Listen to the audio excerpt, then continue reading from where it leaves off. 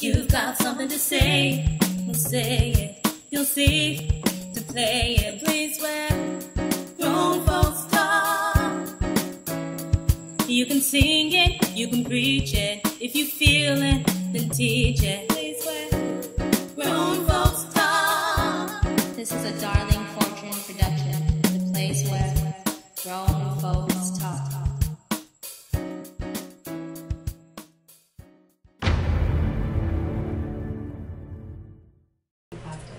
Hello and welcome to Grown Folks Talk. And this is the place where grown folks talk. First of all, may I say how fabulous we both looked on Halloween. Halloween was the bomb. I'm Ernest Fortune. I'm Kara Darling. Yeah, and we the host of this hot new show. We were doing a Halloween theme and party the last time, had some fun. Oh, things have been very light and very energetic. Yeah. So it's time to get serious. We're going to get serious, spin the wheel all the way around this time, but stay with us, because we always like to get excited here on Grown Folks Talk. You know? Absolutely. But we are going to drop down and we're going to hit the heart right now. So, the topic tonight is... Should we first let them know where to find us? See, I like to get right back into it. You know, you can find us at www, that's 3 W's. Not 4. GrownFolksTalkShow.com. Or find us on Facebook, Grown Folks Talk. That's right. You can also find us on YouTube, Grown Folks Talk. Yes. And we now have a Twitter. So you can tweet, yes. tweet, beep, beep. So much fun. So much fun. And I'm hoping after this topic tonight that we'll have a lot of feedback and there'll be a lot of reaching out and hopefully someone will find their voice. Getting close to you. Yeah. Getting close to you. I did it 3 times. I'm silly like that. But anyway, we gotta get real. Just being myself, you know. No, I'm glad to start things in a light note. Because, you know, this is grown folks, right? It is grown folks. We can talk, right? Indeed, that's what we do. So, only those close enough to me to be there. After the party on Halloween, I had a meltdown. She went. And sometimes you have to have a breakdown to get a breakthrough. That's right. You have to release the toxins. You have to release the negative. You have to release the hopelessness and the fear and all of that ugliness inside of you in order to fill it up with something beautiful and bright. Like a butterfly. And I have to say that night, I didn't know what I was going through. I didn't know what I was in the midst of.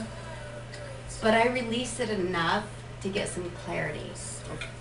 And I realized I'm in the middle of a healing process. By the way, I'm an adult survivor of childhood abuse and adult abuse. Okay. And that also gives her, which is our topic. Our topic is the courage to heal. The courage to heal. Because I read you a little bit of my journal. Right.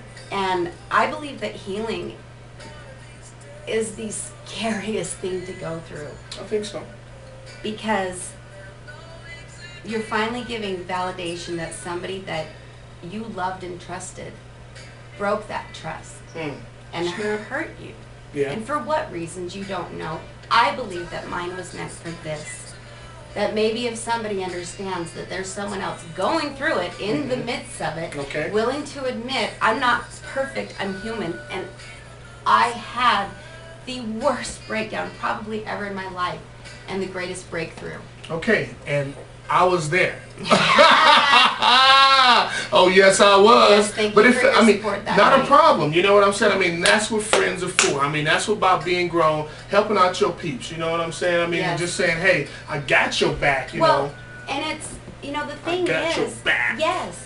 And that's just it, and it's feeling that and knowing that and being in such a safe place that you can move forward and deal with things that you maybe didn't know were there, have been in denial of, or not ready to deal with yet. Okay. And when you start that journey, please understand, male or female, friendship, brother, sister, mother, daughter, or partner, they're going to go through it with you, and your life has changed forever as well. Indeed it has.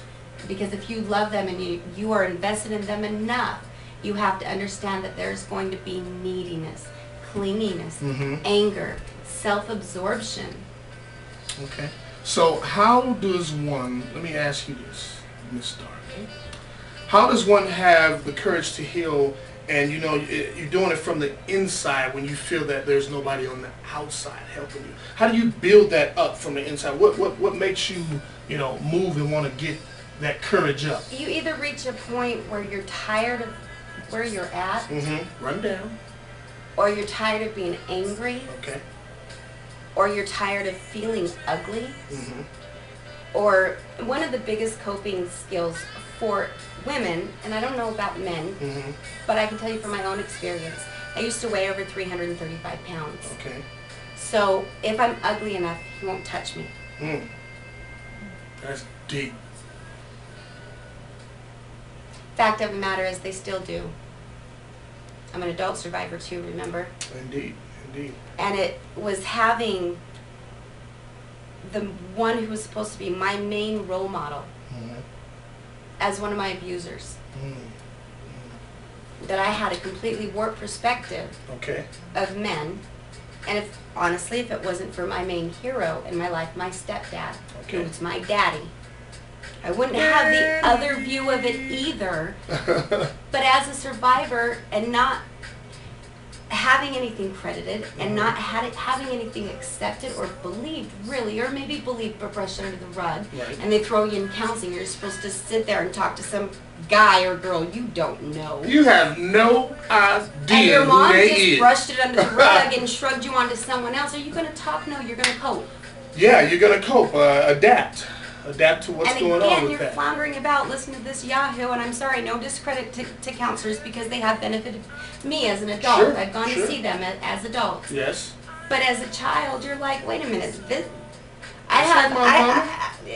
ain't my daddy. And these two people who are supposed to be your whole life, your whole world, are saying, don't want to deal with it. Okay, so for the ones that don't have parents and things like that, and they have different people in their lives, especially when the father figure or the mother figure is the abusive one, they have to actually go out and find that. And you know. all I can say is if you're the first person that a survivor's talking to, first of all, believe them. That's all they want, is someone to believe them, to validate it. And you feel that's a release itself. Oh, just to have somebody say, oh, you poor thing. Because what you have to understand is, usually, and I can't speak for all, I can only speak for my own, of course. It takes a flashback for you to realize where you're at. Because you may have no memory of it before that, but let me tell you something. Your body relives it. Your mind relives it. You smell the smells. You hear the sounds. If it was cold in the room, you're cold. So you're living it all the way through all over again. And I can honestly tell you, it's like you're sitting there next to yourself. You're having an out-of-body experience. For some people, for some it's like a movie screen that flashes and you feel it. But for me, I actually go outside and I'm watching myself relive this.